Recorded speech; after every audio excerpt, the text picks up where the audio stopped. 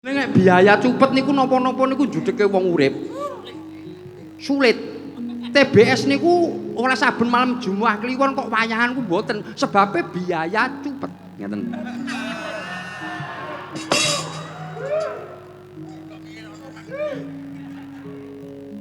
Nek biaya cupet niku dinggokke rono ora kenek, dinggokke rene ora kenek. Lah, benten kalih biayane sarwa turah, rono sarwa turah, rene sarwa turah. Wah, yo ki rono sarwa turah. Wah, niku gleleng ngoten niku. Lah gandeng kaya tengen niku wau, Kakekne Semar judheg ing penggalih. Menawi dalu Kakekne Semar boten saged sare nyuwun dumateng ngarsani Gusti Kang Akara Jagat. Supados saged gancar pembangunane Kakekne Semar. Wangsiting Jawata Kakekne Semar kedah amundi pusaka Jamus Klima Sada. Mongko ing kagungan pusaka Jamus Klima Sada menika paduka sinuwun. Mila kula sowan dumateng negari Ngamarta estunipun kinen ngampil pusaka Jamus Klima Sada truk matura sakutuhe kelawan sinuwun ing Ngamarta. Yen to mangsa kala iki Semar kepengin bangun wengkon sarta wilayah ning syarate kudu mundi pusaka Jamus Klima Sada. Yen nganti sinuwun Ngamarta diampili pusaka Jamus Klima Sada nganti ora dikeparengake ngampil sinuwun ing Ngamarta boyongen marang Karang Pradesan supaya gen ngawuningani greget gumreguting para kawula cilik-cilik nggone mbangun wewengkon sarta wilayah. Tembungipun jaman samangke ame wae partisipasi rakyat di dalam pembangunan. Sekian, terima kasih. Wassalamualaikum warahmatullahi wabarakatuh.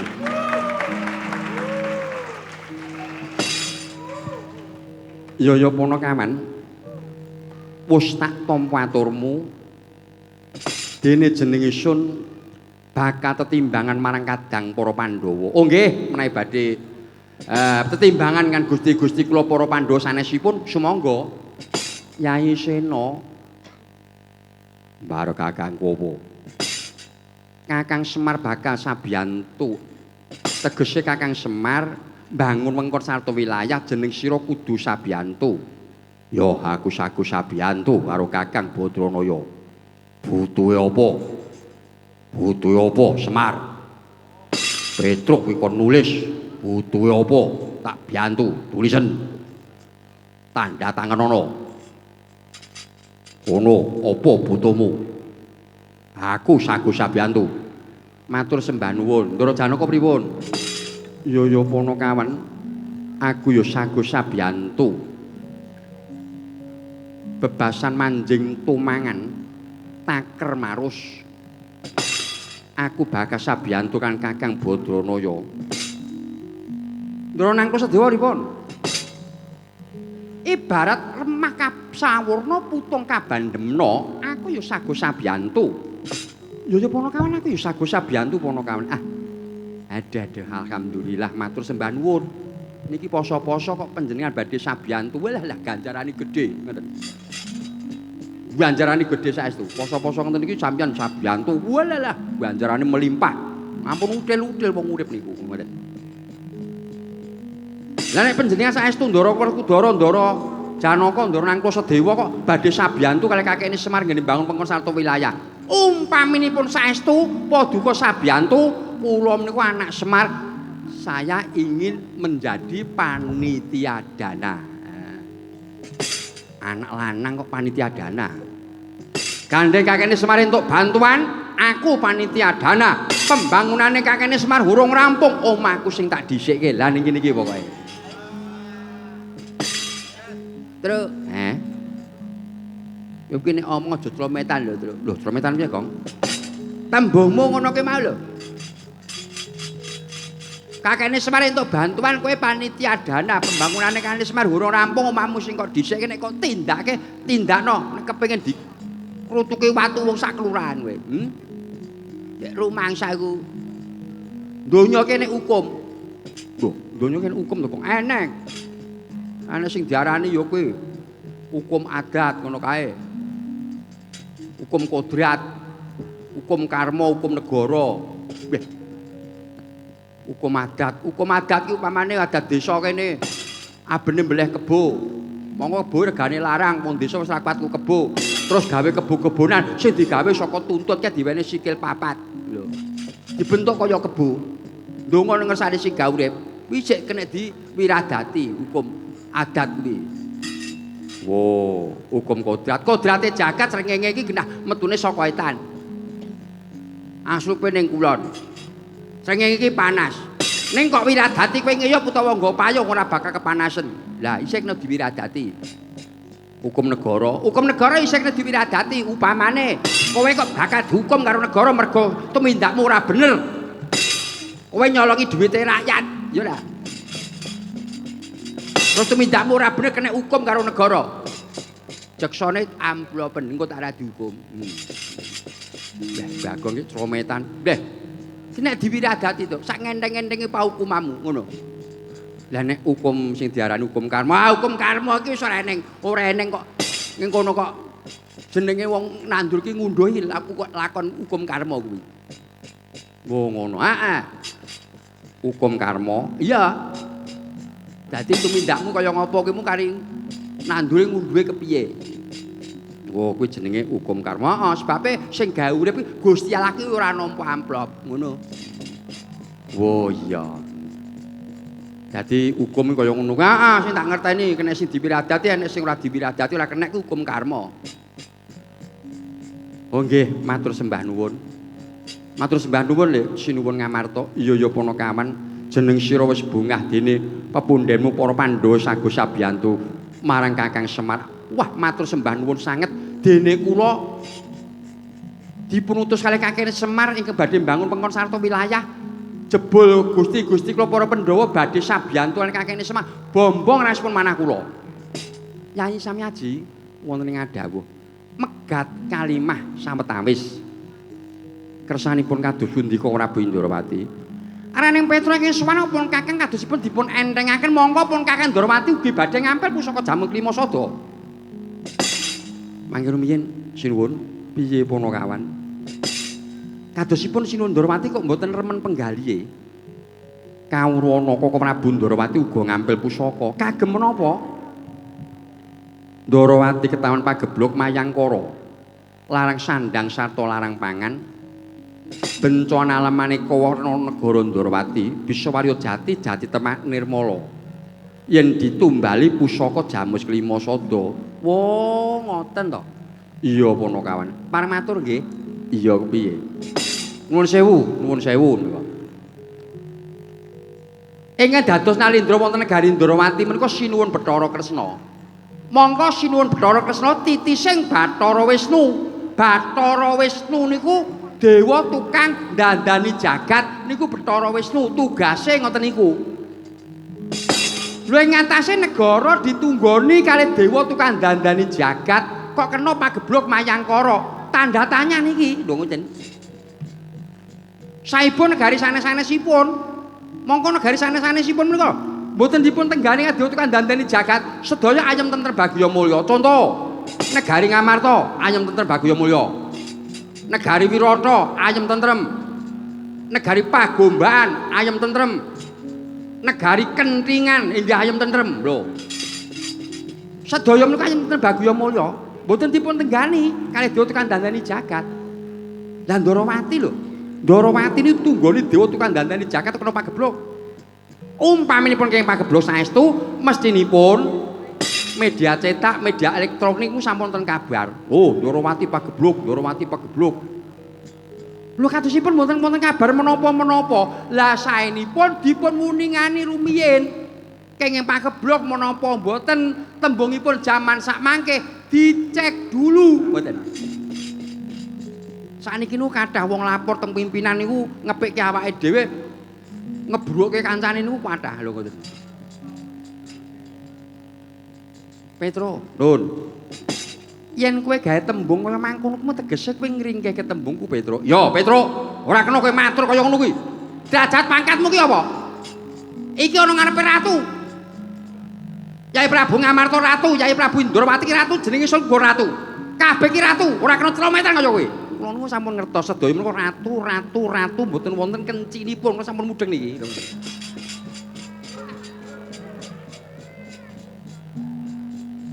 Iki ana arepe para luhur. Nggih, kula sampun ngerti.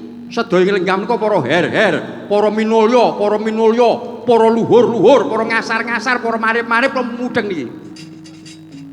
Ora kena clometan. Petro, lunga gobokmu. Nggih, pripun? Kyai Kresna kuwi wis ora kurang-kurang mbiyantu marang negara Ngamarta dadi ratu mbiyantu-ratu kuwi jumbuh sebab derajat pangkat iki padha antarane Kresna kan Puntadewa. Terus bola-bali labuh marang negara Ngamarta. Bareng Semar iki labuh apa? Semar dapurmu ki labuh apa? Kok bakal ngampil pusakane ratu ki derajatmu ki apa? Yen tak rungok-rungok iki nyang kuping ora penak iki. Sinuwun. Piye pono kawan? Kula kepareng matur nuwun sewu. Kula badhe mangsuli pengendikanipun Sinuwun Mandura. Iya, nanging aja ndadekke padu, aja ndadekke daredah. Oh nggih, kula ngertos kan tata krami. Lah, saenipun nuwun sewu nggih sinuwun. Saenipun kula kedah madhep mrika, ngoten.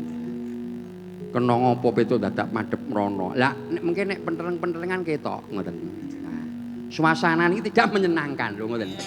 Nuwun sewu lho sinuwun Ngamarta kula niku batur kok ngungkuri paduka sinuwun Ngamarta menika nuwun sewu mangke menawi wonten hawa medal saking wingking kuwi bahaya ngoten. Kurang ajar bocah kok kaya ngono. Mangke rumiyin sinuwun Mandura. Piye? Tumrap biyantu binantu wong urip niku sampun lumrah. Lho ngoten. Dadi wong urip niku duwe kewajiban biyantu binantu niku sampun limrah. Piwulang weda sampun ngemot, piwulang suci sampun nyebataken. Yen kowe kepengin weweh, yen kowe kepengin tetulung, ibarat ulana tangan tengen, tangan kiwa jero, ulana tangan kiwa, tangan tengen aja ngerti. Lah niki sing sae ngeten iki. Dadi nek sampeyan niku sabiyantu niku rasa dadak bengak-bengok, rasa diketok-ketokke, Gusti Allah niku sampun ngerti. Lho ngoten. Oh, kae kulino mbiyantu. Contoh ngen TV niku lho, ngen TV niku contoh. Wah, enten bencana alam. Wong mbiyantu kan akeh. Ngisor kok enten tulisan. Sinden 20.000 mlaku ngoten. Terus ngisor ngen TV niku tulisane mlaku ngoten lho. Yoga 15.000 mlaku.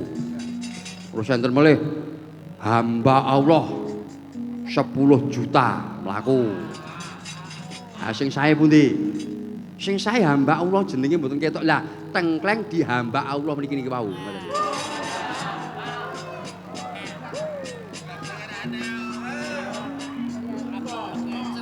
Dados ngoten niku, ngoten. Mbiyantu 10.000 lho bengak-bengok. Nah, terus nek sampeyan niku mbiyantu saestu ora usah dadak diketok-ketokke. Ngen kitab suci menika agama kula nggih sampun nerangaken. Ya ayyuhalladzina amanu la tubtilu shadaqatikum bil mani wal adha. Tengkleng niku iso dalil ngoten. Ya ayyuhalladzina amanu he wong sing padha iman. Yen kowe kuwi mau mbiyantu sedekah ora dikeparengake grenengan. Nek grenengan ora ditampa karo sing gawe urip. Lho ngoten niku. Ning wis ora kurang-kurang janji Kresna mbiyantu maneg Ngamarta. Lho, kakene Semar sampun kurang mboten kirang-kirang mbiyantu dumateng negari Ngamarta. Gusti kula para Pandhawa niku mbiyantu dumateng negari Mandura niku nggih mboten kirang-kirang. Lho, lakon apa Pandhawa kok mbiyantu manegara Mandura ki lakon apa? Lah niki elek enten mriki niki sampean. Lho, elek niki piye? Yen dibiyantu wong ora kelingan. Nek mbiyantu bengak-bengok sampean niku. Mongko sing apik, sing sae lho niku. Sampeyan niku nek dibiyantu tiyang, mang tulis enten nggen watu, kajenge kelingan. Oh, aku biyen tau dibiyantu karo si A. Nek sampeyan biyantu karo tiyang, mang tulis enten nggen banyu, kajenge ndang ilang. Lho, sing sae ngoten niku. Lah sampeyan mboten kemutan. Gusti kula para Pandhawa labuh wonten negari Mandura. Lakon apa? Lah jaman lakon Kangsa Adu Jago. Kapan kuwi lakon Kangsa Adu Jago? Njing ben nek ditimbali mriki melih kula lakokne. Lho ngoten. Bengi niki nu sanes niku. Lakon Kangsa Adu Jago niku sing didu sanes bangsane kewan, nanging sing didu niku menungsa. Sawung saking Sengkapura Suratri Mantra. sawung saking negari Mandura Ndara kula Bratasena. Surati mantra pejah kan Ndara kula Bratasena nuwun sewu Ndara kula Bratasena mboten nate crita kali sinten-sinten, mboten nate crita kali Petruk. Truk, aku tau mbiyantu negara Mandura, bungkem 1000 bahasa. Mendel Satria Utama. Mendel wewe iki meneng lho ngoten. Mbiyantu iki meneng ngoten mawon. Urusane dudu karo menungso, urusane karo Gusti Allah ngoten. Lha iku contoh lho ngoten. Oh. Lho sing dilabuh Koko Prabu Mandura nek nata Ndarawati urung tau dilabuh. Lho sampeyan mboten kemutan. Lho.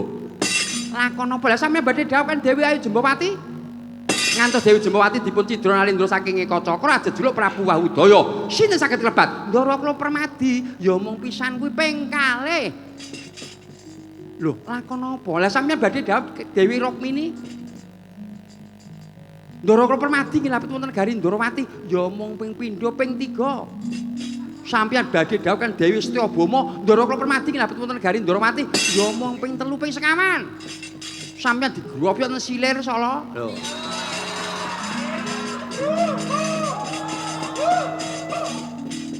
Kula kalih bakul dados hansipipun. Dados sampeyan wong salwangsul. Sinuwun Mandura mboten kemutan. Jaman sampeyan lampan Ngoswadu Jago. Sampeyan Ndara Kakrasana nuwun sewu panjenengan Ndara kula Narayana. Sampeyan doyak kalih Kangsa mlayu ngetan ngoten sampeyan kok.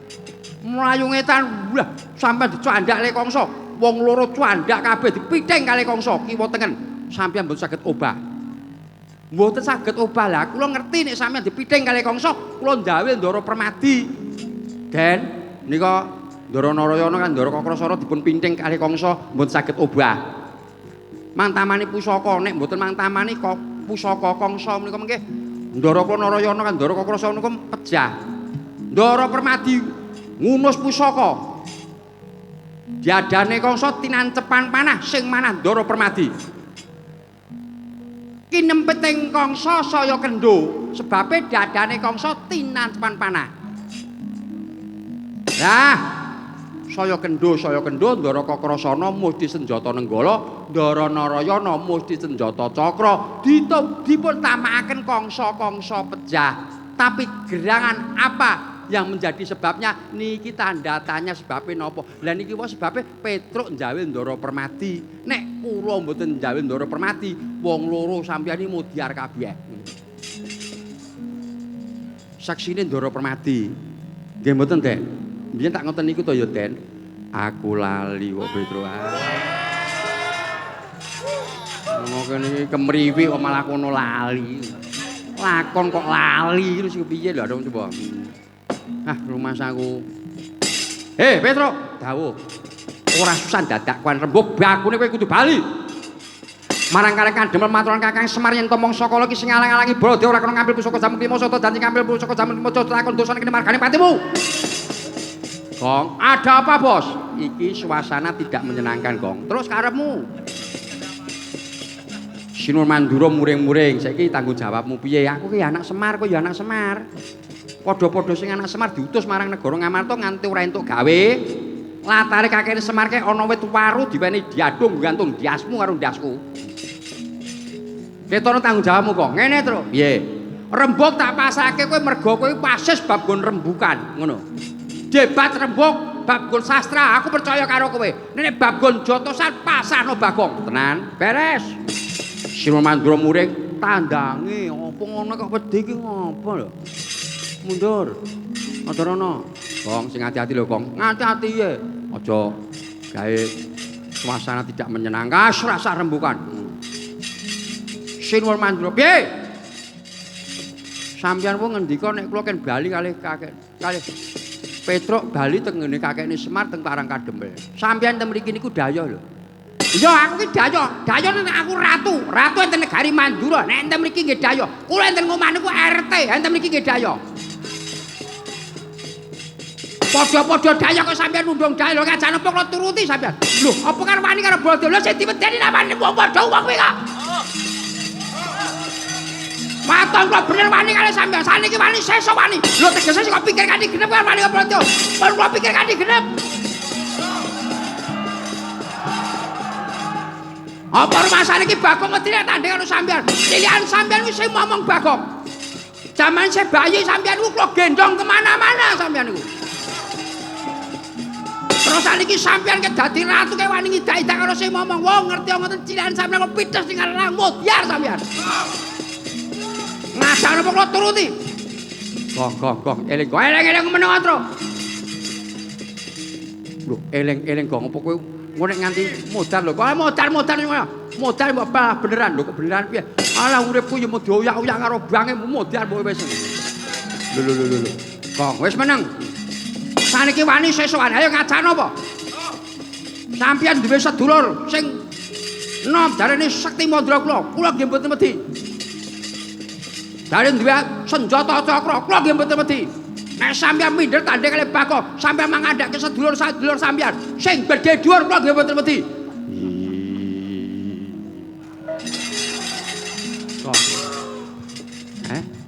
Kok mundur kok Bagong? Aku wedi nek karo kae semamput nganggo sampluk. Adek muni tenanan kok terus kono ngono iki lho. Ngono rasa nantangi sapa-sapa. Ayo metu njaba aku ning margane Pati. Pripun? Metu njaba ning kene margane Patimu moh, bayare larang-larang kok metu njaba.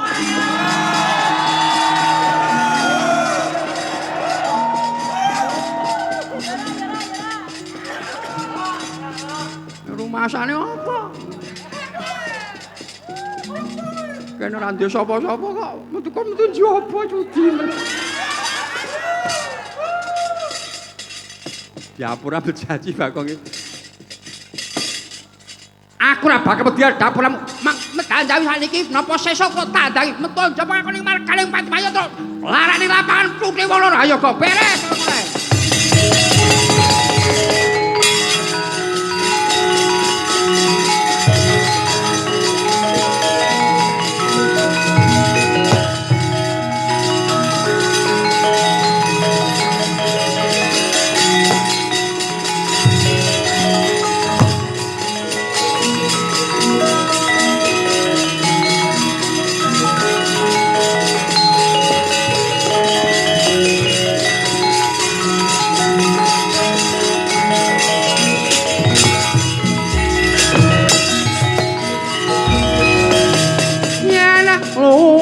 Mampah kang mulat kawing rene singa barong pan padha maksa gajah metu ning murine macan kempong ing ayun nagaraja ing kanan kerek singa mulajre tresno om marang ingsun jene setan lawan manungsa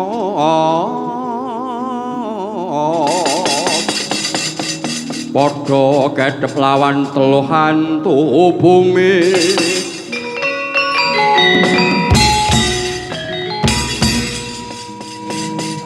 Nuwun sewu sinuwun. Paduka Sinuwun Ngamarta ngantos gondheli kula niku wonten menapa? Kuna kawon dawuh. Ing ngarep tak terangake yen to Ngamarta dudu papane wong Garedah, dudu papane wong Padu. Oh nggih, lajeng jroning dina iki jeneng sira ora tak keparengake padha Garedah negara Ngamarta. Piye kok? Mas pokoke mbuh ngono wae, Tru. Dipenggak ngono pokoke mbuh ngono ning njaba kono mbuh ngono lho, Tru. Lah iya. Lajeng kersanipun jeneng sira Balya marang Kakang Dempel maturaken Kakang Semar, nggih. Yen to mangsa kala iki Ngamarta lagi nampa pepeteng, mengko Kakang Semar wis mangerteni apa kang ingsun karepake. Oh nggih. Menawi sampun dawuh Paduka mekaten daya-daya kula minta pamit. Inggih sinuwun kula ugi minta pamit. Lelungsen tak bakal muga rahayu kang dadi lakumu. Kadhap tidam pratawaning ratri Sasatara wis mandhar kawangan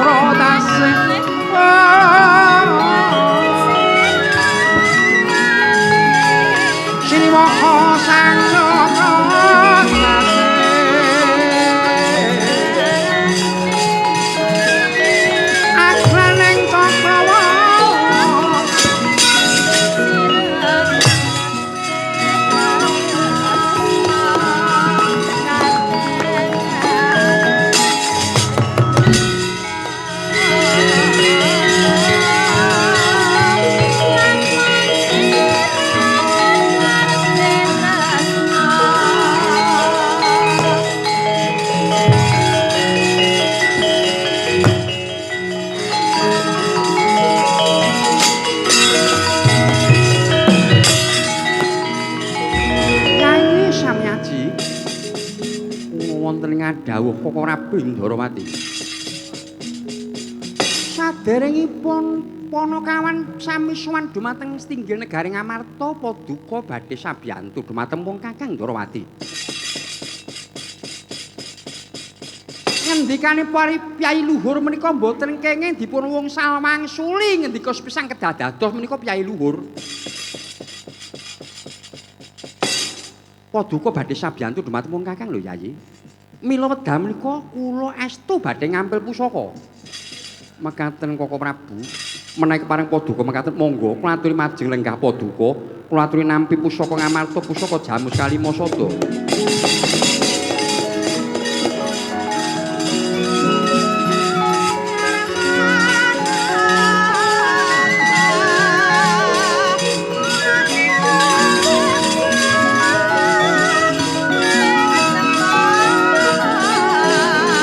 Mangu-mangu kok.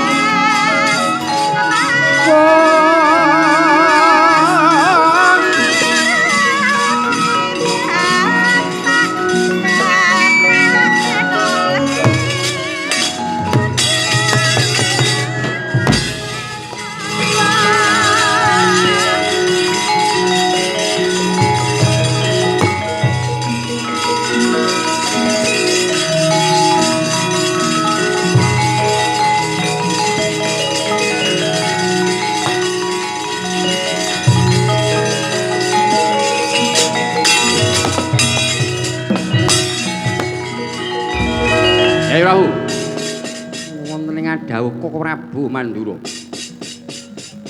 Kula nyuwunaken pangapunten dumateng kadang kula Yai Kresna ingkang boten tepung kan tata krama.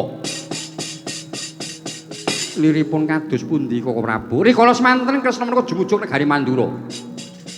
Pun Kakang dipun kanthi dumateng negari Ngamarta, pun Kakang dipun dadosaken seksi. Atur Yai Kresna mantuk dumateng Paduka Yai Prabu, pun Kakang dados seksi.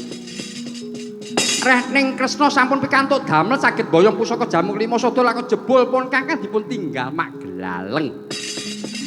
Ketingal menapa wonten ing negari Ngamarta menika? Cobi, ketingal menapa? Tegesipun Kresna menika mboten duwe tata krama. Wah, mbar kakangku. Dimas Sena piye? Pusaka kulungake kelawan jriteng kakangku kenapa ora taren-taren karo sedulur? Aku wis dulur apa dudu? Monggo pusaka Jamu Klimasada kena sambung rapete karo pati uripe Pandhawa. Karepmu piye? Dimas Sena, apa? Wong nyilih kuwi bakal ngolehake. Sing disili ya bakal diulihi. Yen kodrate sing gawe urip pusaka Jamu Klimasada kuwi darbeke Puntadewa 1000 dalan bakal bali manegara Ngamarta. Percaya marang pun Kakang Yodi. Yen to sing gawe urip ora bakal ngrobah marang nasibe menungsa, yen menungsa ora ngrobah marang nasibe dhewe. Ana tembungan kridaning ati tan bangkit bedak marang kutane pasti, tegese budidayane menungsa ora bisa ngumpuli marang garising kuwasa. Mula ing lair kudu angudi kardi, ing batin angesti Gusti. Yen bisa jumbuh lair kelawan batine, bisa keplok sejatine kawula kelawan Gusti. yen bisa keplok kawula kan Gusti tegese bisa ngerti apa kang dadi sediane mula kan saka kuwi ya Yayi Sena. Lelakon iki dipasrahke karo sing gawe jagat ya Di. Wis percaya marang pun Kakang ya Dimas Werkudara. Aja turu sore kaki ana dewa ngangklang jagat nyangkeng pokon kencanane isine donga tatula sandang kalawan pangan yaiku bagean nipun wong melek sabana rimo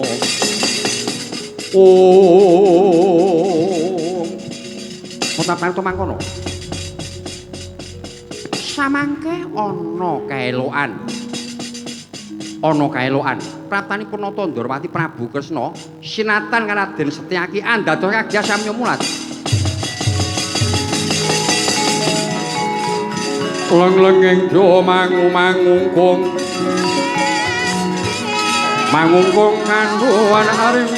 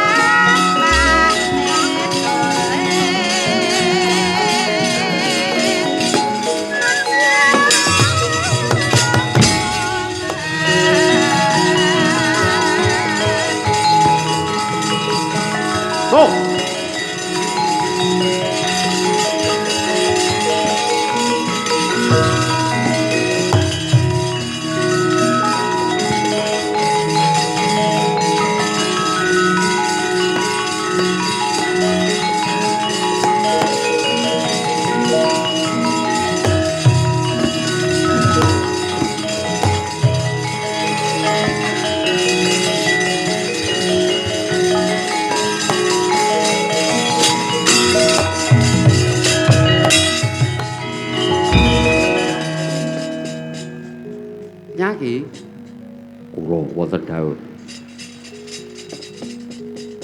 sajake wae Ngamarta kene ana pernatan anyar pernatan ninggal kados pundi lho ngatasena tamu ora dibagakake nggih niku sedaya kendelan kemawon kados gelan wah jlitheng kakangku dara apa wis rampung jejibahan kanggo sangkul ngabareno aja suwe-suwe nggo munggo pusaka jamu lima sada. Ya Kresna, besok meneh nganggo tatanan.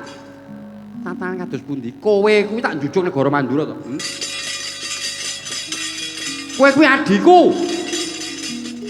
Kowe njujug negara Mandura pun Kakang kok kanthi manegara Ngamarta aku teko kene iki mau sing ngajak kowe. Bareng kowe kuwi mau ngampil pusaka jamu lima sada wis entuk gawe bisa mboyong pusaka pun Kakang kok tinggal. Karepmu piye? Karepmu piye? Tanggung jawab ora ngendi? Wani ngajaki paling tanggung jawab. Wani ngajaki paling tanggung jawab karepmu kepiye? Ratu kok kaya ora diunggah-unggah karepmu kepiye? Tata kramamu ora ngendi? Kowe iki pimpinan negara. Lah nek nganti kowe ora di pimpinan kaya ngene iki mangkono ki mulus awalmu dadi apa sing kepimpin dadi apa? Ratu kaya ngono apa kuwi? Menungso ora tata iki. Lho Kake. Pangsara. Kok kene iki sing ngajak kowe lho kuwi. Nyaki wonten dawuh. Lagi iki lho Kresna ki mara tamu dionek-onekke wong pirang-pirang mongko ora ngerti perkarane. Kula dhewe nggih gumun. Arjuna, kula wonten dawuh. Mara gage lungguhmu maju, Syadi. Lungguh maju pun Kakang bakal ndangu Syadi. Leng-lenging dra mangungkung kanduana remang lelena tanpa kanen yen tanah tulusa Oh,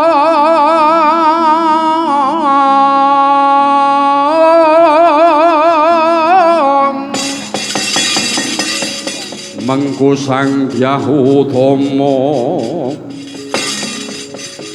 sang Dasa Mukawasnya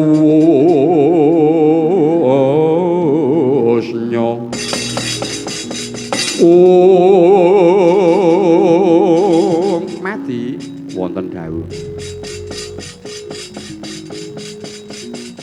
jaman aku isih Narayana Syadis Permadi nate meguru Begawan Padmanaba aku karo kowe iki tunggal guru sing meguru malah dhisik Permadi timbangane Narayana tegese bab paguron tuwa kowe bab paguron tuwa kowe ning awu tuwa pun Kakang tur maneh binelah panitise Sang Hyang Bathara Wisnu antaranipun Kakang lawan Syadi ana tembungan suruh lumah lan kurepe sinit sejero panaing ginigit tunggal rasane iki candranipun Kakang kayang Janaka aku Wisnu Syadi uga Wisnu padha-padha sing Wisnu kowe kudune ngerti pun Kakang sing ngampil pusaka ya apa dudu aku ki sing ngampil pusaka apa ya apa dudu waspadakno Kang Pritis tadakno sing petitis ya sing pratitis aja mripat lairmu sing maspadake nanging mripat batinmu sapa sejatinipun Kakang waduh kok Prabu oh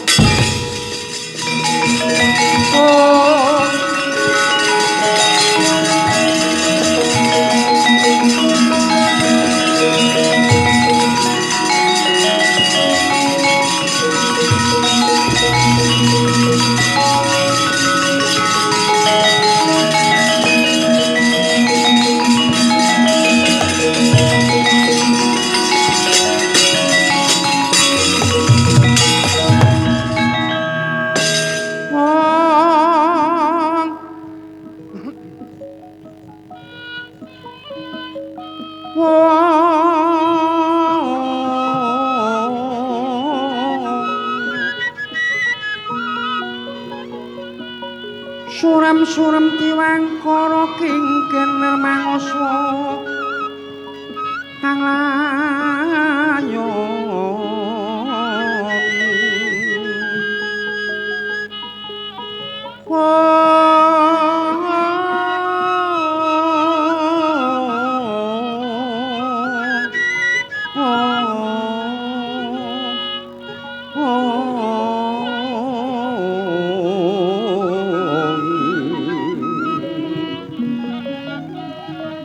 denya ilang kang memanise wadanan nirolayu kumel kucemrahnya meratani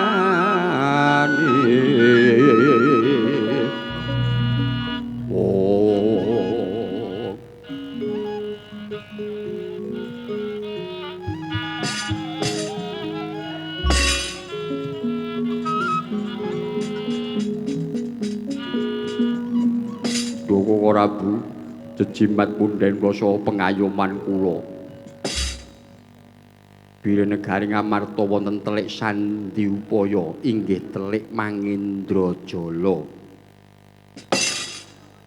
wonten maling aguna wantun Idra pusaka Jamus lima sada memba paduka Korabing Ndarawati lho dadi mau ana Kresna inggih Tara Bawa ature kadangmu Janaka yen to Ngamarta ana Duratmaka ya telik Sandi Upaya kang wani nyidra pusaka Jamu Klima Sada memba kalepun Kakang Ndarawati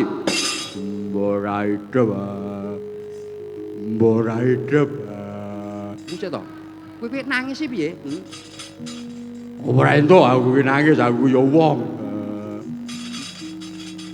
ora idep mau sing gawa kowe ya bali kudu saka kowe Werkudara kok nangis ora digeparengake ya ben aku ya wong kok kelangan pusaka sapa nangis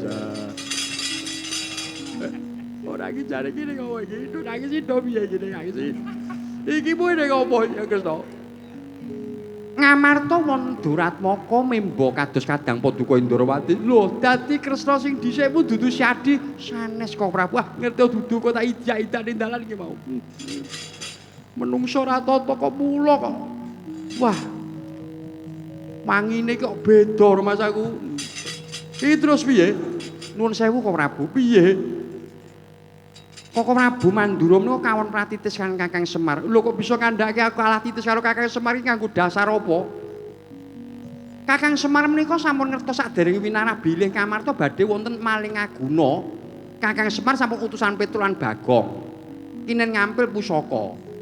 Menawi pusaka dipun paringaken dhateng Petruk, kula kinten mboten badhe kecahan pusaka Jamuk Lima Sada. Wah, dadi lakonmu kaya ngono kuwi mau. Wah, wong edal Petruk Bu. Aku ngewangi kowe lho. Lho, ngewangi kados pundi? Lah ya aku ngewangi kowe. Ngewangi kowe iki aku ora ngerti iki siramu yo. Lakon kaya ngene iki lakon terus kepiye coba? Wah, lakon kaya ngene iki ngerti wis Petruk muni dalan mesti wis ngamuk kaya ngono kae bocah iki. Wis aku percaya nek Petruk iki ngamuk. Ngamuk ora cetha. Mula awet kan sapa terus kepiye lakon kaya ngene iki, Dik? Lakon iki terus kepiye? Kok Prabu, pedha menika Prabu Mandura kula aturi kendel Prabu. Lah terus lakon menika mangke kula kalian Yayi Janaka badhe sowan wonten ngarsane Kakang Semar. Lelampahan menika ngertos namung Kakang Semar. Janaka kula wonten dawuh. Kowe kuwi satriya lho. Mung kelangan pusaka kok nangis, Kowe kuwi dadi satriya kuwi mau dipilih marang kawula. Kowe dadi pejabate negara ki dipilih marang kawula. Ora kabeh wong pinter ki mesti bener. Tak baleni Janaka, rungokno kupingmu. Ora kabeh wong pinter ki mesti bener, ora kabeh wong bener ki mesti pinter. Akeh wong pinter ning sing ora bener, akeh wong bener sanadyan ora pinter. Nanging timbang dadi wong pinter ning ora bener luwih becik dadi wong bener sanadyan ora pinter. Ana sing luwih prayoga yaiku dadi wong pinter ning tansah tumindak bener. Kuwi angel. Mergo wong pinter saiki pirang-pirang ning mung senengane ngapusi. Wong pinter kuwi kalah karo wong ketrima, akeh wong pinter nanging ora ketrima uripe. Akeh wong bodho ning ketrima uripe. Wong pinter direwangi meres keringet. Angel nggone sugih. Ning akeh wong bodho ning ketrima nyambut gawe sithik. Ketrima uripe dadi wong sugih kuwi pirang-pirang. Mula aja meri kabeh iki wis digaris karo sing gawe urip. Mula kowe dadi satriya dene kowe kuwi duwe pejabat negara sing dipilih marang kawula kelangan pusaka kok nangis. Nyata-nyata kowe pejabat sing ampuh. Nyata-nyata kowe pejabat sing ampuh. Nangiso yen rakyatmu ora bisa mentas saka mikinan ki do nangiso.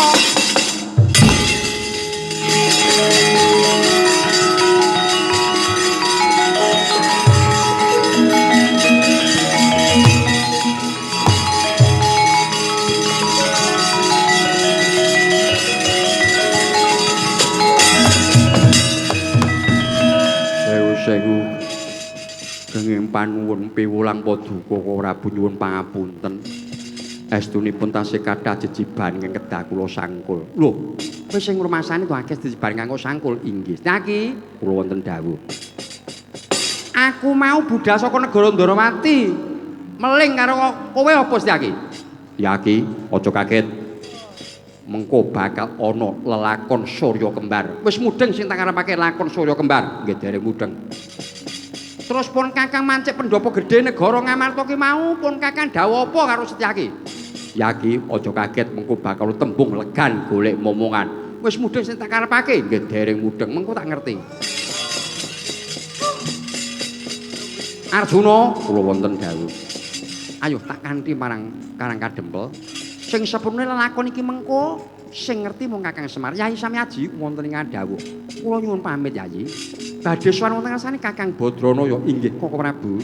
Lelampahan menika pasraken dhumateng Paduka Prabu ing Ndarawati niku nggih Yayi.